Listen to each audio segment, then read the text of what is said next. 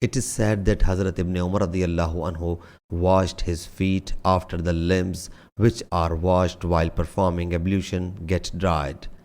Hazrat ibn Abbas radiyallahu anhu reports that Hazrat Maimuna radiyallahu anha said, I set out water for the Prophet sallallahu alaihi wasallam to take a bath. He poured water on his hands and washed them twice or thrice, then pouring water with his right hand on his left hand, washed his private parts.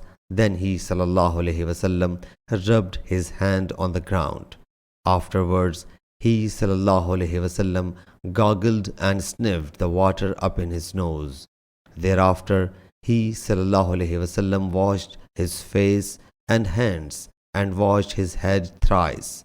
Then he sallallahu alaihi wasallam poured water on his body, and he then moved aside and washed his both feet. Sahih Bukhari, Hadith number 265.